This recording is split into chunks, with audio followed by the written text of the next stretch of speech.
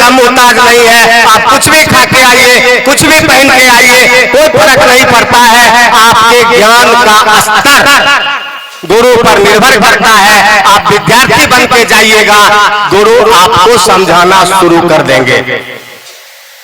आज हमारे आपके पास ज्ञान की जरूरत है, और ज्ञान तो भाई साहब कहीं गुरु से ही न लेना पड़ेगा।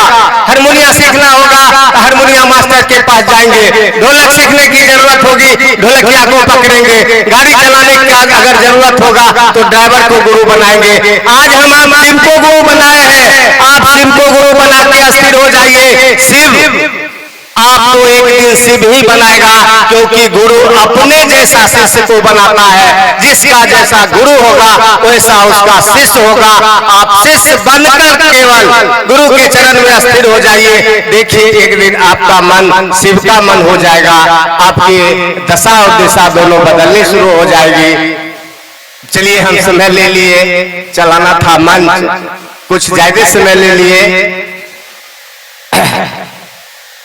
इसलिए आप लोगों से बिना में निवेदन होगा, मैं आपको समझाने के काबिल हूं नहीं, क्योंकि मैं आपका बेटा भतीजा आप ही के गोद में पला हूं, आप ही से सीखा हूं।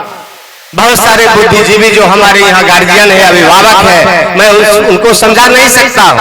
एक निवेदन है, रिक्वेस्ट है, बाल बच्चा के नाते रिक्वेस्ट करने के लिए आया हूँ कि आप उस महादेव को अपना गुरु मना लीजिए। आप उस महादेव का शिष्य हो जाइए, जीवन सुंदर हो जाएगा, सुखमय हो जाएगा, खुशियाँ वापस आ जाएगी।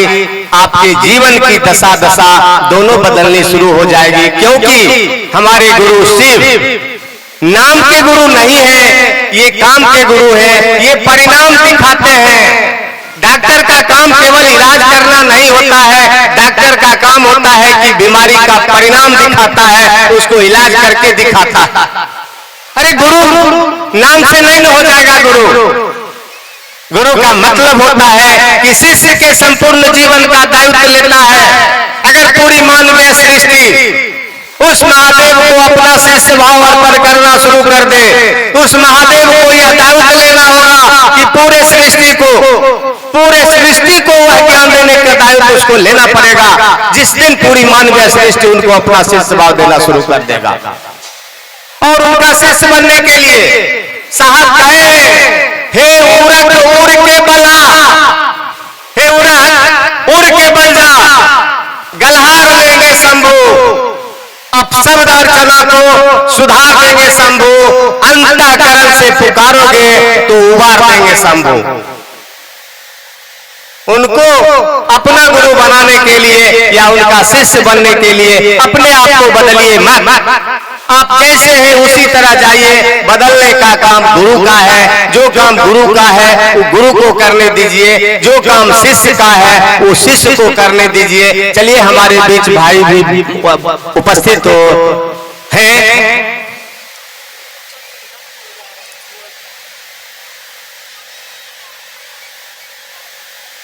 चलिए, हम लोग परमात्मा गुरु की बात सुनने के लिए आए हैं। मैं चर्चा की ही कड़ी में आमंत्रित करना चाहूंगा गुलो बाबू। गुलो बाबू, आपसे निवेदन है कि आप मंच तक आने का प्रयास कीजिए, क्योंकि हम तो आप लोग का बाल बच्चा है। अगर कुछ गलती सलती हो गया होगा तो माफ कर दीजिएगा।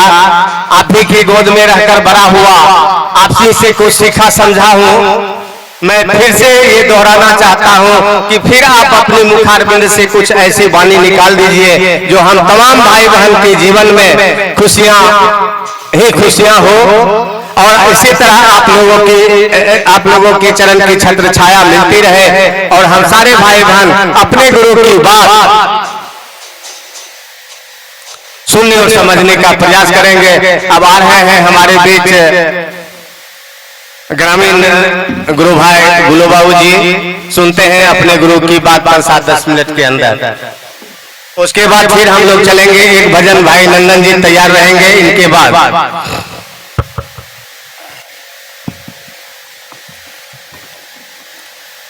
शक्ति स्वरूपा माता एवं बहना, मुझे आज परम सौभाग्य की बात है कि इस शिव परिवार में आकर के और इस चर्चा को रखने का मौका मिला है। हम तो आज पहली बार इस सौभाग्य को प्राप्त किया है। हमारे जितने भी बंधु, अभी चर्चा चल रही थी गुरु के विषय में। सबसे मूल बात है, गु का अर्थ होता है अंधकार और रू का अर्थ होता है प्रकाश, यानी अंधकार से प्रकाश की ओर जो ले जाते हैं वही गुरु है। तो अभी ये सत्संग के माध्यम से, प्रवचन के माध्यम से जितने भी यहाँ संत जन आए हुए हैं, अंधकार को भगाने के लिए ही आए हुए हैं। और मेरी जितने भी शक्ति स्वरूपा माताएं हैं, इस सत्संग रूपी गंगा में स्नान कर रही हैं। इस चिलचिलाती धूप में आप लोग बैठ करके जो अपना समय दिया, ये अति सराहनीय है। गुरुर् ब्रह्मा गुरुर्विष्णु गुरुर्देव महेश्वर गुरुर्देव पारब्रह्म तस्मै श्री गुरुवे नमः। गुरुर् ब्रह्मा गुरुर्विष्णु गुरुर्देव महेश्वर, इसका अर्थ जो बनता है हमारे ऋषि महर्षि ने लगाया कि आपके अंदर जो शैतान बैठा हुआ है, जब तक वो हटेगा नहीं, तब तक जो भी सत्संग रूपी वाणी आपको सुनाया जाएगा वो नहीं मिल पाएगा। इसलिए शिव जी संहार करता है, विष्णु जी पालन करता है, ब्रह्मा जी जो है सृष्टि करता है। आपके अंतःकरण में जो शैतान है उसको शिव जो है संहार करते हैं। और जब वो अंतःकरण के शैतान मरता है, तब ब्रह्मा जी आपके अंदर में सत्संग रूपी बीज का पदारोपण करते हैं, यानी उसमें बीज डालते हैं। और भगवान विष्णु जो है पालन रूप, यानी उस सत्संग को आगे बढ़ाने के लिए उसका पालन करते हैं, यानी उसको भोजन देते हैं। तो भोजन क्या है? जितने भी पथ वाले लोग हैं, चाहे कबीर मत को मानने वाले हों या शिव मत को मानने वाले हों, राम मत को मानने वाले हों, सब सत्संग रूपी चर्चा से उसका परिमार्जन करते हैं। जो यह वृक्ष जो है आज फले और फूले, जो भविष्य में जा करके फिर वो वृक्ष ऐसा फल दे कि वो शैतान जो है सब अंदर में नहीं प्रवेश करे। इसलिए ऐसा अभी आप लोग बहुत चर्चा हुई शिव जी के विषय में। शिव जी तो सदगुरु हैं, उनको हम कहेंगे तब थोड़ को गुरु बनेंगे। वो तो सदगुरु है, सभी का गुरु है। तो सदगुरु जो है उनके शरण में जाने के बाद लोगों को मोक्ष के दरवाजे तक पहुंचा देते हैं। और जगत गुरु जो है उनके दरवाजे पर अगर आप जाइएगा तो धन, वैभव, पुत्र इत्यादि प्रदान करते हैं। लेकिन मोक्ष के दरवाजे पर ले जाने के लिए सदगुरु की जरूरत होती है, जो स्वयं शिव है। एक बार की कथा है कि जितना भी भूत प्रेत जो है, सांप बिच्छू, सब हमारे भोले बाबा के पास पहुंचे। कहा महाराज, अरे सृष्टि में हमको भी आपने जगह दिया है। कहा दिया है, तो फिर दिक्कत क्या है? तो हम किसी को भूत है हम तो पकड़ते हैं तो पंडित बांध करके बोतल में रख देता है। सांप कहता है अरे विष भी आप ही ने दिया, हम किसी को डसते हैं तो मुंह ही चूर देता है। कहा ठीक है, घबराओ नहीं, तुम लोगों का कहीं जगह नहीं मिला तो नहीं, तो सब मेरे पास रहो। तो शिव जी के पास भूत प्रेत, सांप बिच्छू, बाघ, सिंह सब वहां पर हैं। तो वो ये जो महादेव, जो इनका नाम जो पड़ा महादेव, इस सृष्टि को बचाने के लिए विष का भी पान कर गए। इसमें दो मत नहीं है। इसलिए आप तमाम संतों से निवेदन है कि आप जो भी हैं, जहां भी हैं, उनके शरण में जाए, कल्याण चाहते हैं, क्योंकि शिव का नाम है कल्याण, तो कल्याण चाहते हैं तो उनका शरण ग्रहण करें। एक बात मन में आई, वो हम कह देना चाहते हैं।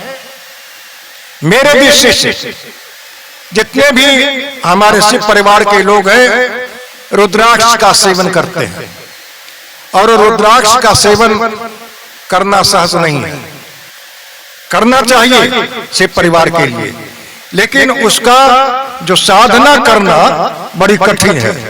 क्योंकि कहीं भी आप जाते हैं शौच आदि में, तो उसको उतार करके रख दीजिए, हाथ पैर धो करके फिर उसे धारण कर दीजिए। और यह हम कमी देखा, मुझे एहसास हुआ कि कभी ऐसा मौका लगेगा तो हम सारे इस बात को रखेंगे। तो इसमें एक गड़बड़ी आई। दूसरी बात अभी मंच से हुई कि शिव जो है परम वैष्णव है, शाकाहारी है। आप उनके शरण में गए और सच्चा प्रेम कीजिएगा तो स्वतः आपसे मांस मछली छूट जाएगा। ये नहीं कहना है कि आप छोड़ दो, छोड़ कहना नहीं है, लेकिन सच्चे भक्त बन जाइएगा तो स्वतः आपसे छूट जाएगा, आपसे बहुत दूर भाग जाएगा। इसलिए यह जो है जीव जो है, जितने भी जीव हैं उसमें भी जीव है, हम में भी जीव है। इस बात को ध्यान में रखना चाहिए। एक किसी ने कहा था कि एक मुर्दा घर में मरे, रोते सकल जहान, धूप दीप देखाए के करते सब प्रणाम। एक मुर्दा को घर में लाके चूल्ही चढ़ा, एक मुर्दा को घर में लाके चूल्ही चढ़ावे, तेल मसाला दई करो कर पाक बनावे। तो कितना विकृति है। तो दृष्टि अपना अपना है, मेरा अपना मत है। ऐसे जो मत आप लोग मानते हैं मानिए, उसमें कोई भेद नहीं है, लेकिन नहीं होना चाहिए। समय का अभाव है, बहुत संत जन आए हुए हैं, हम तो श्रोता के रूप में आए थे सुनने के लिए। बहुत अच्छी बात है, और भगवान करे कि यह दिन दुगुना रात चौगुना यह शिव परिवार बढ़ता रहे।